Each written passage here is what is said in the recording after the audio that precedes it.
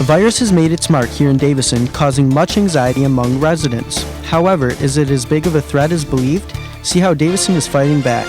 Then, find out the unexpected dangers of one high school sport. Your DTV News starts right now. Live from DTV Studios, it's DTV News. DHS's news source. H1N1 has come to Davison, and the school district is pitching in to help stop the spread of the virus. Good afternoon, I'm Kelly Rowe. And I'm Ethan Hall. The Genesee County Health Department held an H1N1 flu vaccination clinic at Davison Middle School, and it was packed. DTV's Hannah Hall attended the clinic and is in the newsroom now with all the details. Hannah? Thanks, Ethan. It was a scene that is displayed at clinics throughout the country. Hundreds of people lined the halls of Davison Middle School for a chance to be vaccinated. I have never seen anything like this before. This is really a once-in-a-lifetime thing. It's official. The H1N1 virus has spread across the nation. Davison Middle School was the host for the latest vaccination clinic in Genesee County. People from all around the county came to receive the vaccination. You know, the doctor told me, you should get it because, if I didn't get it and I ended up in the hospital, I'd be there for a while. I'm at a higher risk, so I'm more scared to get it, but I think I'll be fine now that I have the shot. I think that there's a lot of hype about it, in the media, but I think it's just flu season. Priority for the vaccines were given to pregnant women, infants less than 6 months of age, people from 6 months of age to 64 years old, and to healthcare workers. With this particular flu, it's really being communicated through the younger people really, really fast. For some people, getting the shot was pretty easy, but others disagreed. There are only 600 vaccinations being given out today, but as you can tell, a lot more people showed up. School officials say that the line began 4 hours before the vaccination even started. The concern for the H1N1 virus kept most people in line till the end, but the overwhelming demand for the vaccine caused some to leave. Many people had to stand in line for hours, but for others, their wait was rather short. About an hour and 15 minutes. A little over an hour. The vaccination clinic came to Genesee County at just the right time. Earlier this week, the county recorded their first death due to the H1N1 virus. The clinic will return to the middle school on December 17th. Now back to you. Thank you, Hannah. Because the virus has hit Davison so hard, the community as well as the Davison School District has taken numerous preventative actions in an attempt to slow the spread of the virus. In addition to offering the vaccine, the district staff members have invested time disinfecting the classrooms as well as other school facilities. Also, hand sanitizer stations have been installed throughout the district. School officials have also written 2 letters, which were circulated and sent out to the parents, as well as posted on school websites to educate and inform parents and the residents of the H1N1 virus. The key to minimizing the outbreaks is to inform the community of how to prevent spreading the virus, and this method has proven successful as occurrences of the flu have started to diminish. The H1N1 virus is real and is killing people, but is it as dangerous as we think? DTV reporter Katie Poniatowski is here now with more. Katie? Thanks, Ethan. The swine flu, or the H1N1 virus, has been spreading across the globe like a wildfire, and it's true that many people have died. This has led to wide outbreaks of fear and panic. But is the H1N1 virus any more dangerous than the seasonal flu? Let's take a look at the facts. So far, the H1N1 virus has killed 5,700 people, and that is a significant amount of people, but according to the Center for Disease Control, the seasonal flu will kill 36,000 people this year. Also, 26,000 people have been hospitalized from H1N1, but over 200,000 will be hospitalized for the seasonal flu. The numbers tell the story. We don't panic every year when the regular flu comes around, so why is everyone so upset about the H1N1 flu? Intense media coverage of the H1N1 virus, compounded with the fact that H1N1 affects more children than the seasonal flu, probably added to the fear of this virus. We should all take precautions against either flu, but we have to be careful not to scare ourselves in the process. Back to you guys. Thank you, Katie. Here are a few ways to prevent the spread of the flu. Be sure to wash your hands frequently and thoroughly. Do not cover your sneezes and coughs with hands. Avoid touching the face with your hands. Drink copious amounts of liquids, and go outside every once in a while and get some fresh air. DTV will continue to follow this epidemic as it progresses. In times of economic hardship, small businesses often suffer the largest losses. Coming up, we'll show you one Davison graduate who's toughing it out and following his dreams. But first, let's head over to Jeff Perry and see what's coming up in sports. Jeff? Thanks, guys. Davison's wrestling coach receives a lifetime honor, and you'll discover which girl's sport has been proven to be the most dangerous. The answer may surprise you coming up in sports.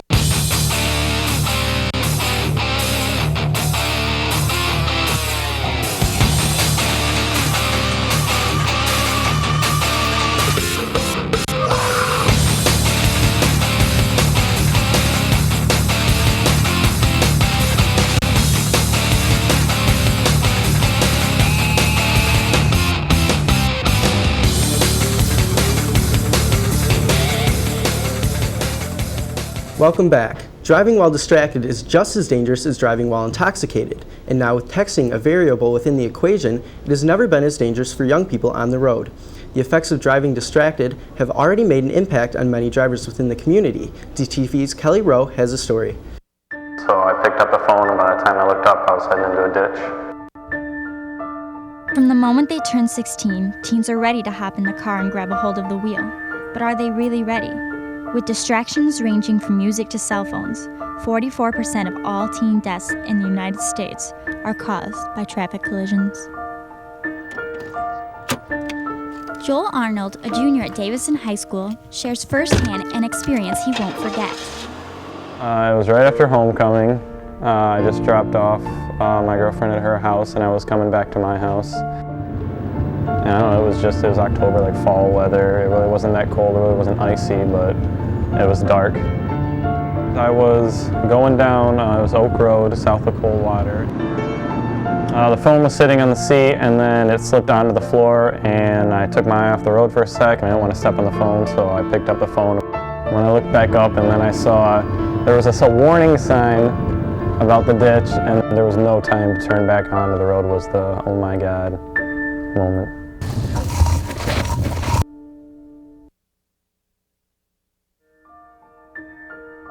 You immediately assume like the worst possible thing that could happen to you. I mean, there was points where I was thinking at any second I could have died. To prevent accidents like Joel's from happening, Davison High School is taking many steps in educating teens about the dangers of driving distracted, especially while texting. Actually, they're doing a really good thing here at Davison High. They're doing a little course where they're going through the course, regular driving, and then coming back and doing it while they're texting, which is a huge, huge problem in the United States now. While some teens were facing the dangerous reality out on the road, computers and virtual simulators were set up inside the school. Simulations are very, very good to show reality. Hopefully, if you teach a certain percentage of them, you've saved a certain percentage of lives. It's the old idea, if you can save one life, it's worth doing. But as for Joel, he didn't need a simulator to learn this lesson. Take care of everything for your driver, else you'll end up, upside down, coughing up blood, and spend 3 days in the hospital, which is not a fun place to be. Kelly Rowe, DTV News. Thanks, Kelly. DTV, in conjunction with the DECA Club, will continue to encourage all drivers to limit distractions while driving, especially texting. In other news, any junior or senior planning to attend prom this year and would like to earn a free or discounted prom ticket is invited to participate in a Christmas wreath sale. Any individual selling 10 wreaths will receive a discount on a single ticket, and anyone who sells 20 wreaths will obtain a free ticket. The sale will run through November 30th, so pick up an order form soon so sales may be conducted over Thanksgiving holiday. See Miss Slattery in room 268 for more information. The Point Church in Goodrich is hosting an all-night party tonight and tomorrow. During this event, students will take part in roller skating, laser tag, bowling, basketball, swimming, tennis, volleyball, and pizza, all for just $25. Students must have permission and medical release forms completed to participate. A bus will pick up attendees at the middle school flagpole at 7:30 p.m. and drop them off again at 7 o'clock a.m. Contact Jordan Gullidge for more information. Before making any plans for next week, over the weekend, keep in mind that several club and organization meetings will take place. The Buena Vista Social Club or Spanish Club will be meeting Monday at 2:45 in Mrs. Shabazi's room. Remember to come prepared with recipes and ideas for t-shirts. Wednesday morning will be quite busy for many students as a student council meeting will take place at 8:45 a.m. as well as a SAD Club meeting at 9 a.m. in room 251. This is an informational meeting, therefore any interested student is welcome to attend. Finally, the National Honor Society will congregate in the auditorium for their monthly meeting next Wednesday at 8:45 a.m. NHS members that have yet to receive a handbook should see Mrs. Heavner as soon as possible. This is a big day. I gotta leave it all out there. Give it everything I've got. Focus on my main objective and attack it from every possible way. I've practiced. I've worked hard, and now it's time to prove myself. It's 100% concentration. There's no turning back. People tell me I'll never have what it takes, but today I showed them they're all wrong.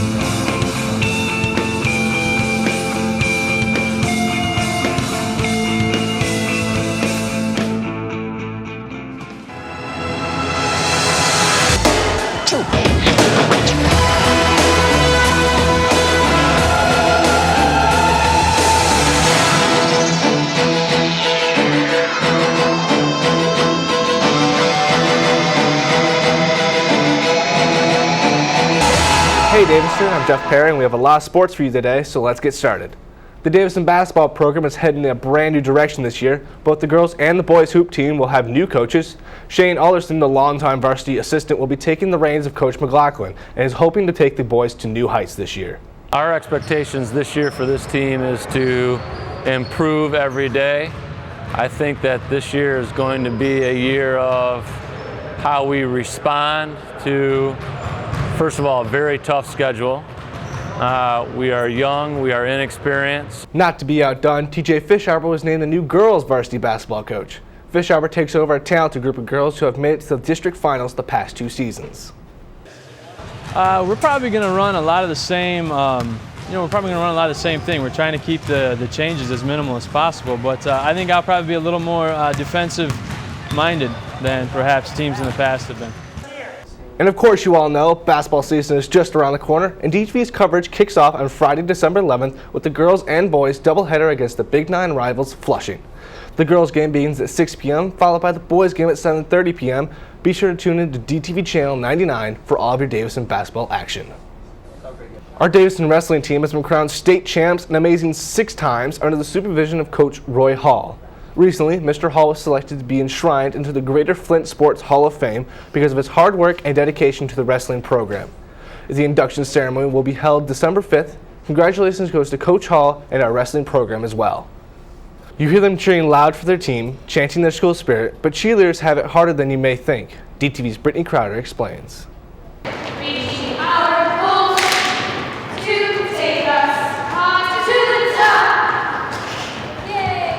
Many people don't consider cheerleading as a sport, but in reality, it's been put down for one of the most dangerous sports out there for women. They work hard, and holding somebody above your head by their foot, for 10, 20, 30 seconds at times, moving with that person above your head, it's very tough.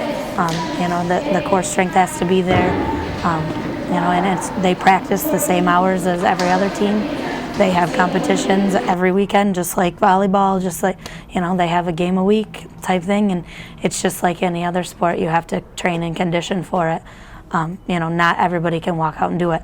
LiveScene.com reports that because of the numerous injuries, cheerleading is one of the most dangerous sports for women.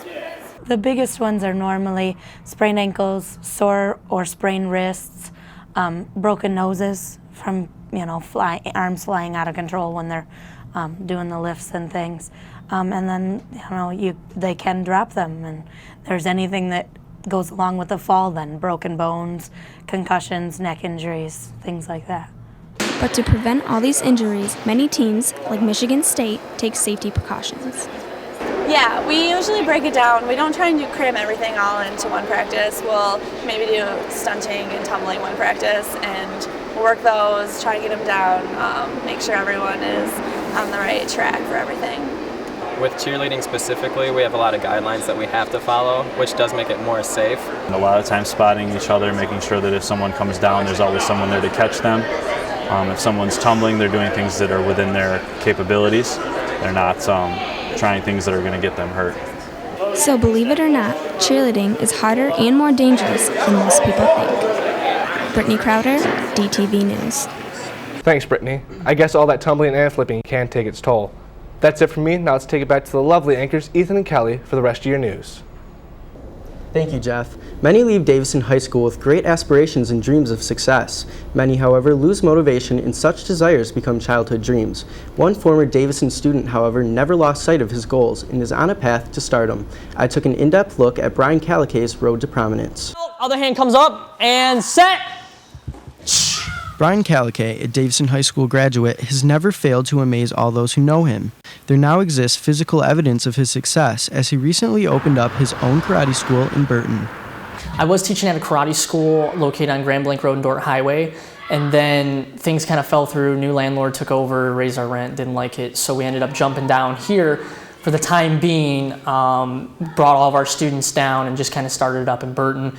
Instead of being just an instructor, I wanted to kind of oversee more of the flow of the business as well, considering that's what I have my degree in, is business marketing, so I wanted to be involved with it.